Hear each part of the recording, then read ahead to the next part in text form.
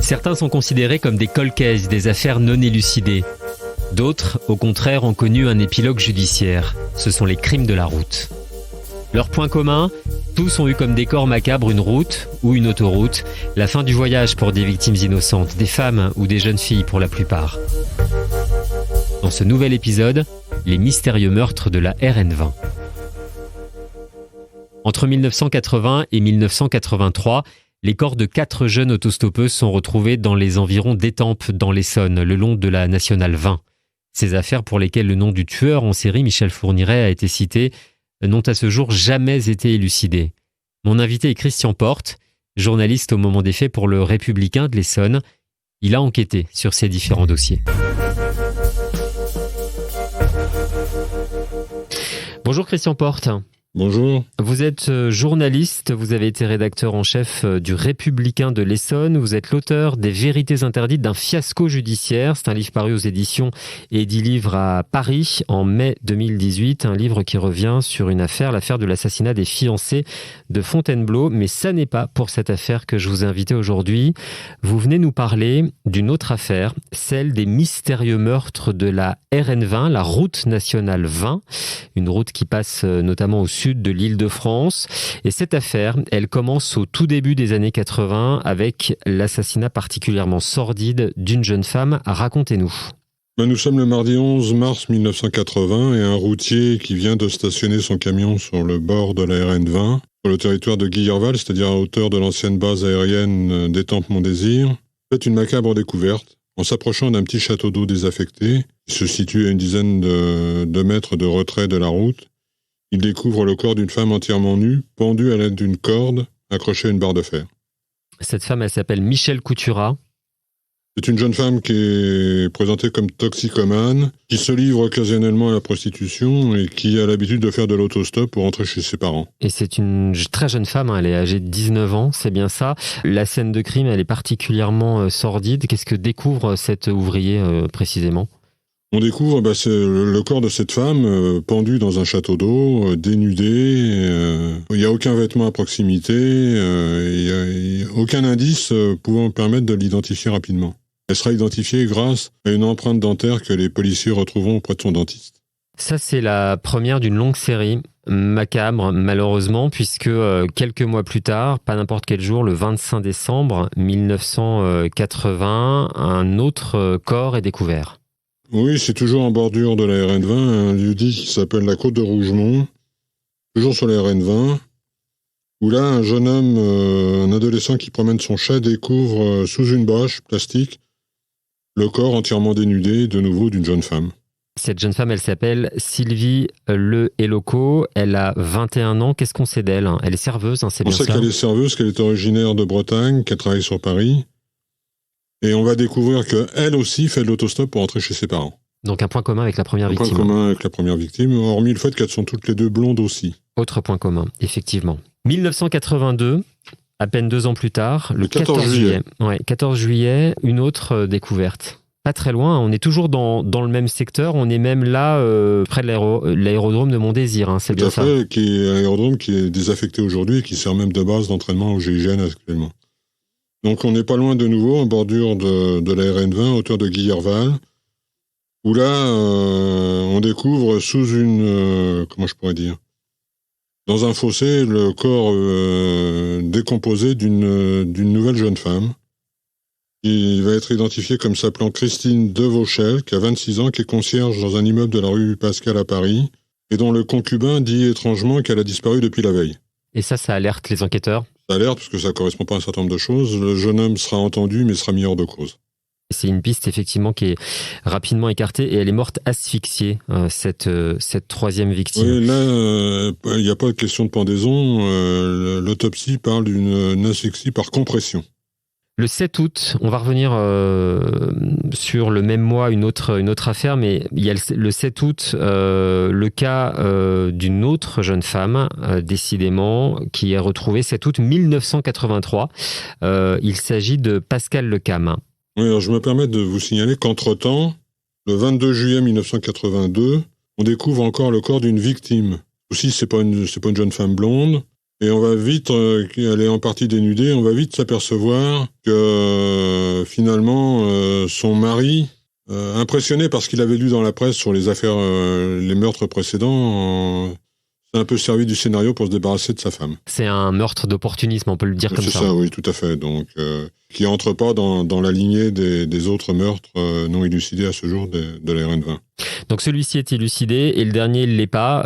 C'est donc le meurtre de Pascal Lecam. Donc là c'est une jeune Bretonne de 20 ans qui est retrouvée morte. Racontez-nous. Alors elle est retrouvée morte à une vingtaine de kilomètres d'Étampes, à Bruyères-le-Châtel, dans l'Essonne, toujours en bordure de la RN20, mais elle est retrouvée, donc c'est une jeune femme blonde, de nouveau, qui a 21 ans, qui loge chez sa sœur à Paris, et dont l'autopsie va dire qu'elle a été étranglée et massacrée à coups de pierre.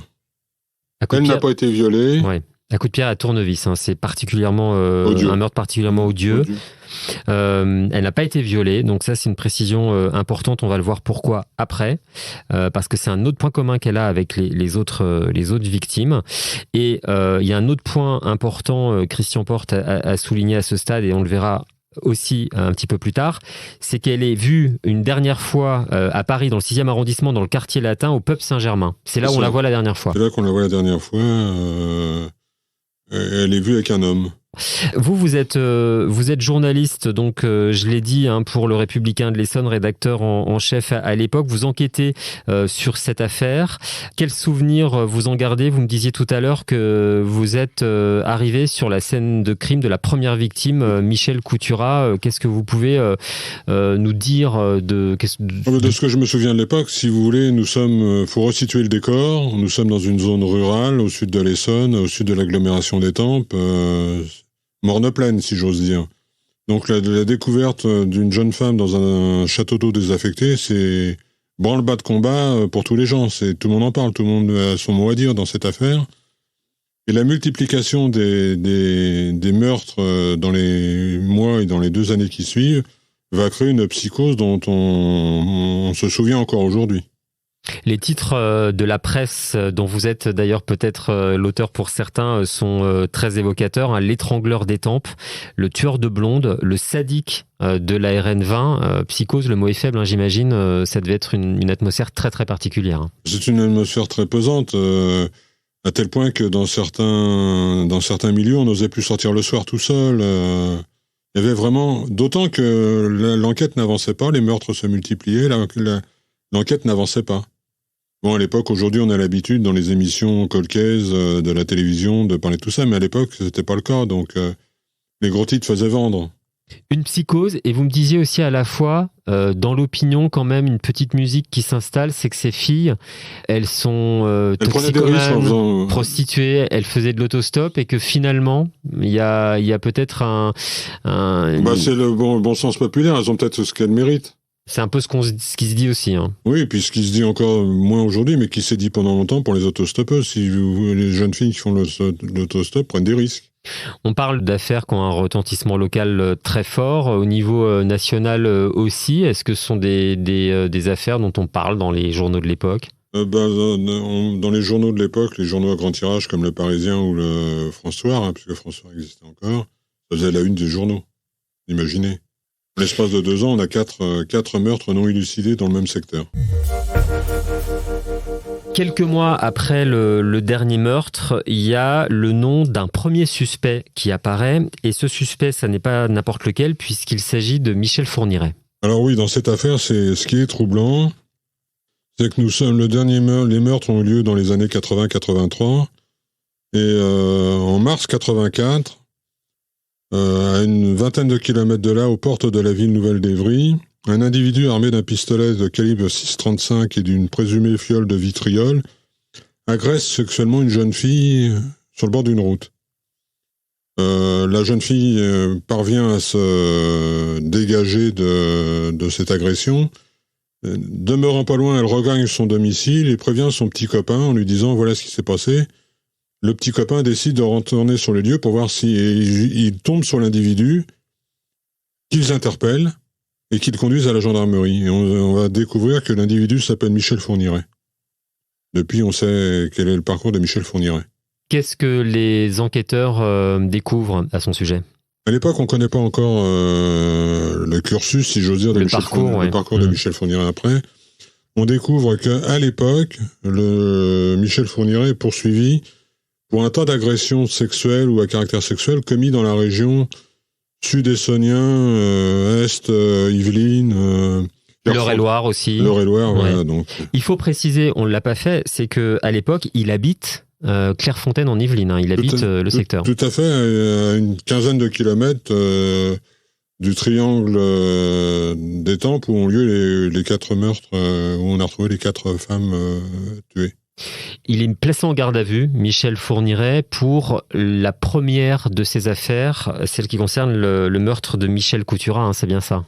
Ça, il va être mis en garde à vue, il va être entendu à propos de cette affaire, d'autant plus qu'un témoin, le soir du meurtre de Michel Couturat, se souvient avoir vu une certaine voiture stationnée à proximité du lieu de découverte du corps. Or, on va s'apercevoir que le type de voiture, c'est la voiture qu'utilise Michel Fourniret.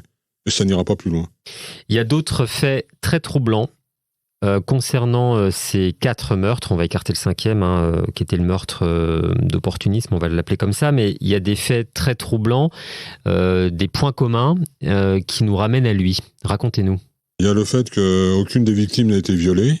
Et effectivement, il faut rappeler que dans le parcours Macam, en tout cas concernant les victimes de Michel Fourniret, il est rare qu'il les viole, et c'est un point commun qui ressort en tout cas de l'affaire, pour l'affaire dont on parle. Autre point commun entre Michel Fourniret et ses affaires, le fait que l'une des victimes, qui est celle qu'on a retrouvée pendue dans le château d'eau désaffecté, le meurtrier avait confectionné un nœud d'une certaine spécificité qui était la spécialité de Michel Fourniret. Quand on dit la spécialité, c'est qu'il avait fait exactement, enfin, il y avait un nœud exactement similaire qui a été retrouvé, je crois, pour l'un des premiers crimes connus de Michel Fourniret. Tout à fait. Enfin, dernier point commun, l'une des victimes avait été poignardée par un poinçon de cordonnier. Or, il se trouve que Michel Fourniret, à l'époque, était cordonnier et utilisait ce type de poinçon. Malgré tout ça, on peut dire qu'il y a eu un dysfonctionnement entre les gendarmes et la police. Les gendarmes qui l'avaient arrêté donc dans les affaires d'agression sexuelle pour lesquelles il répondait n'ont jamais transmis le dossier au SRPJ de Versailles qui enquêtait sur la RN20. Mais pourquoi ? Parce que à l'époque, alors même s'il avait déjà commis des crimes, il n'était pas le Michel Fourniret qu'on connaît aujourd'hui. Non, personne ne le connaissait à l'époque. C'est ça, et c'est ça ce qui explique qu'il est passé. Ce qui explique ça, et puis je pense que, je vais être très honnête, je pense que la guerre des polices, c'est pas un vain mot. C'est-à-dire ? Les gendarmes avaient une belle affaire, pourquoi ils s'en seraient défaits d'une autre qui était hypothétique ? Pourquoi on aurait donné des informations au SRPJ alors qu'on privilégiait la gendarmerie sur la première affaire ? Ça a toujours existé, ça existe encore de temps en temps aujourd'hui. Bien le savoir. Alors je vous repose la question, vous n'êtes évidemment pas au cœur de l'enquête, mais votre intime conviction de journaliste ayant enquêté sur ces faits, vous pensez que Michel Fourniret peut avoir un lien, un rapport avec ces crimes ? Objectivement, je ne le crois pas. La nature des crimes qu'il a commis après, l'âge de ses victimes, ne correspond pas aux victimes de la RN20, enfin des pendus de la RN20. C'est peut-être un concours de circonstances, de proximité. Peut-être qu'il a rôdé de ce côté-là, mais c'est pas obligatoirement lui qui les a commis. Malheureusement, on ne peut pas le savoir, puisque, en tout cas... certaines affaires sont prescrites aujourd'hui, donc l'enquête est terminée. Et il ne s'est jamais prononcé, lui, au cours de ses gardes à vue. Il peut encore se prononcer, on sait aujourd'hui qu'il peut encore parler, mais... Il faut se rappeler aussi qu'à l'époque, les poursuites engagées contre lui pour les agressions sexuelles qu'il avait commises en région parisienne lui ont valu plusieurs années d'emprisonnement avant qu'il ressorte et qu'il passe à l'action dans d'autres circonstances. 40 ans après les faits, où en est l'enquête ? Où en sont les enquêtes, puisqu'il y a plusieurs affaires ? Alors, il y a plusieurs affaires, mais les enquêtes ont été confiées, ont été regroupées dans un seul et même dossier.